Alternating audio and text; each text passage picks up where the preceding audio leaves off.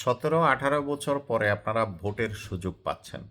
এই ভোটটা আপনারা কাকে দিবেন? মনে রাখবেন, সন্ত্রাসকে ঠেকাতে হবে, চাঁদাবাজকে ঠেকাতে হবে, যারা মাদকদ্রব্য নিয়ে কাজ করে তাদেরকে ঠেকাতে হবে, নারী নির্যাতন ঠেকাতে হবে। এদেরকে ঠেকাতে হলে জামাতে ইসলামের কোনো বিকল্প নেই।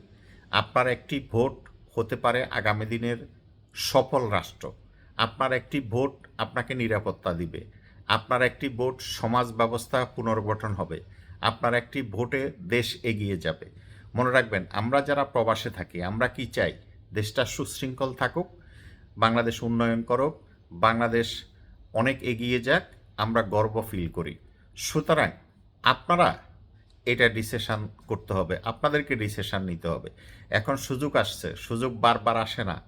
আল্লাহর পক্ষ থেকে একটা আমানত আপনাদের কাছে আছে, এটা হলো সুপার পাওয়ার। এই পাওয়ার দিয়ে আপনারা প্রমাণ করতে হবে যে আমরা অন্যায়কে কখনো সমর্থন করি না। যেই হারে চাঁদাবাজি বাংলাদেশে হয়েছে, বিগত সরকারের আমলে যা হয়েছে তার চেয়ে বেশি গত 1 বছরে চাঁদাবাজি হয়েছে, মাস্তানি হয়েছে। রিক্সা স্ট্যান্ড, বাস স্ট্যান্ড, রাস্তা ঘাট, পাড়া প্রতিবেশী, এমন কোনো জায়গা নাই যেখানে চাঁদাবাজি হয় নাই। তো সুতরাং এই চাঁদাবাজদেরকে ঠেকাতে হবে আপনাদেরকে। এখন সবচেয়ে বড় ভূমিকা রাখবে নারীদের ভোট। নারীদেরকে এগিয়ে আসতে হবে। আপনারা মনে রাখবেন, আপনাদেরকে প্রকৃত সম্মান করবে জামাতে ইসলাম। জামাতে ইসলাম কোনো নারীকে অপমান করবে না, কোনো নারীকে হেনস্থা করবে না। দ্বিতীয়ত, আপনাদেরকে ভুল বুঝাচ্ছে যে জামাত ইসলাম ক্ষমতা আসলে নারীর অধিকার হরণ করবে। জামাত ইসলাম নারীর অধিকার হরণ করবে না, জামাত ইসলাম নারীর প্রকৃত অধিকার ফিরিয়ে দিবে। জামাতে ইসলাম কোনো নারী নির্যাতন করে না। আজ পর্যন্ত একটা প্রমাণ আপনারা দেখাতে পারবেন না যে জামাতে ইসলাম মাস্তানি করছে, চাঁদাবাজি করছে, নারী নির্যাতন করছে, এরকম কোনো অভিযোগ জামাতের বিরুদ্ধে নাই। সুতরাং আপনারা চেষ্টা করলে, আপনারা চাইলেই একটা ভালো সরকার গঠন করতে পারবেন। আপনাদের সামনে এটা একটা সুবর্ণ সুযোগ। এই সুযোগ জীবনে সবসময় আসে না। জামাতে ইসলাম আপনাদেরকে আহ্বান করতেছে, সততার সাথে তারা রাষ্ট্র পরিচালনা করবে। তাদের ভিতরে সততা আছে। একজন সৎ ব্যক্তি ছাড়া বাংলাদেশ পুনর্গঠন করতে পারবে না। যেখানে 99% লোক দুর্নীতিগ্রস্ত, এই দুর্নীতিকে রোধ করতে হলে, দুর্নীতিকে না বলতে হলে আপনাকে জামাতকে ভোট দিতে হবে। জামাতকে ভোট দিলে ইনশাল্লাহ দুর্নীতি বন্ধ হবে। যেই সমস্ত সন্ত্রাস আছে এগুলো বন্ধ হবে। কারা জামাতের বিরোধিতা করে? জামাতের বিরোধিতা করবে সন্ত্রাসীরা, যারা মাদকদ্রব্য করে, যারা চাঁদাবাজি করে, যারা নর্তকী, তারা জামাতের বিরোধিতা করে। তো আপনাদেরকে বুঝতে হবে, টাকার বিনিময়ে কাউকে ভোট দিবেন না। দেখে শুনে টাকা খান, সমস্যা নাই, কিন্তু ভোটটা যখন দিবেন আপনাকে চিন্তা করে দিতে হবে যে আগামী ফিউচারে আমি শান্তিতে থাকতে পারবো কিনা। যদি শান্তিতে থাকতে চান, একজন সৎ মানুষকে ভোট দিবেন। আর সেই সৎ মানুষ এখন আপনাদের সামনে দাঁড়িয়ে আছে, জামাতে ইসলাম, এবং পরীক্ষিত একটা সংগঠন। জামাতে ইসলামের যেই সমস্ত সুবিধা অসুবিধাগুলো আছে আপনারা সরাসরি তাদের সাথে আলোচনা করতে পারবেন। জামাতে ইসলাম কোনো অহংকারী দল না। মোল্লা হলেই যে ভালো মানুষ হবে এটা কোনো কথা না, ঠিক আছে? জামাত ইসলামের এখন যে প্রধান, সে একজন ডাক্তার। একটা ডাক্তার হয়ে একটা ইসলামী সংগঠন চালাইতেছে। এটাকে বলে আধুনিক জামাতে ইসলাম।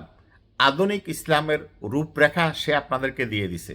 তো সুতরাং নিঃসন্দেহে আপনারা এখানে ন্যায় বিচার পাবেন, ন্যায়সঙ্গত সব কিছু আপনারা এখান থেকে অর্জন করতে পারবেন।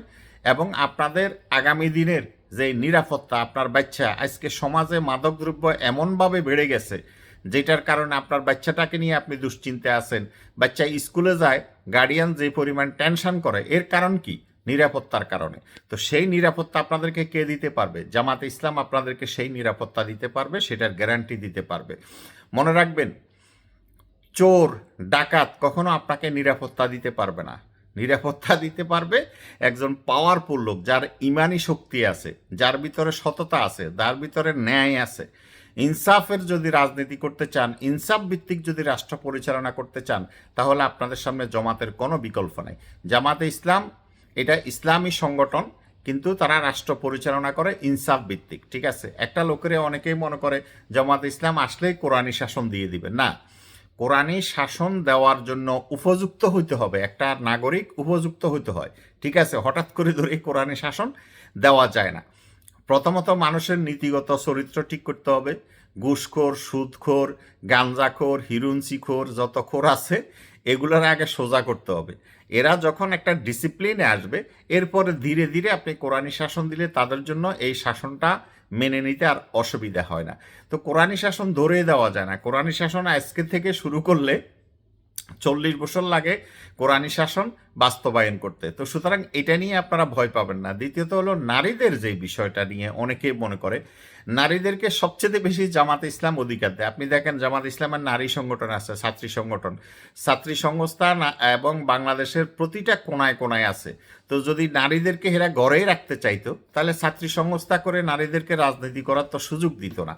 তো এগুলো আপনাদেরকে বুঝতে হবে। কিছু কিছু বিষয় আছে, যেমন একটা সঠিক নেতৃত্ব দেওয়ার জন্য নারীদেরকে নারীরা নেতৃত্ব দিতে পারবে। নারীদেরকে পুরুষ শাসিত সমাজে ফেলে দিলে তো হবে না।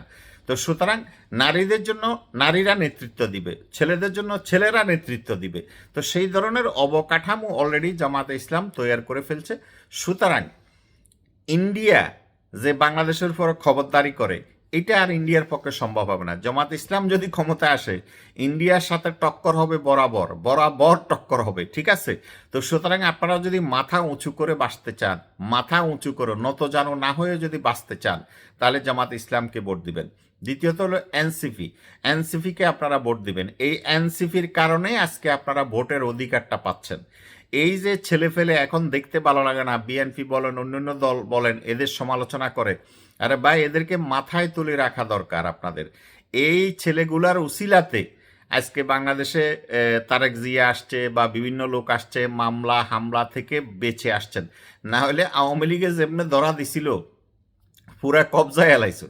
তো সুতরাং 17 বছর আপনারা কথাই বলতে পারেন নাই। এখন যারা আপনাদেরকে কথা বলার অধিকার দিছে, যারা আপনাদেরকে সম্মান দিছে, যারা আপনাদেরকে হামলা মামলা থেকে বাঁচাইছে, তাদের সমালোচনা আপনারা করতেছেন। আপনাদের লজ্জা থাকা উচিত। অনেকেই বলে আমরা 71 সালে ফিরে 71কে ভুলে গেলে চলবে না, জুলাই দিয়ে কিছু হবে না। ভাই, 71 আমাদেরকে দেশ দিছে, একটা দেশ, কিন্তু দেশের স্বাধীনতা দিছে জুলাই আন্দোলন।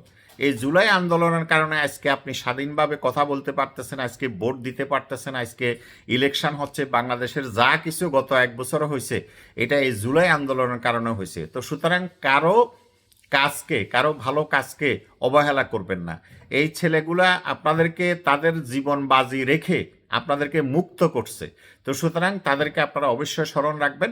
এবং ছাত্ররা যুগে যুগে আমাদের দুঃসময়ে আমাদের জন্য কাজ করছে, এই দেশের জন্য কাজ করছে, মানুষের জন্য কাজ করছে।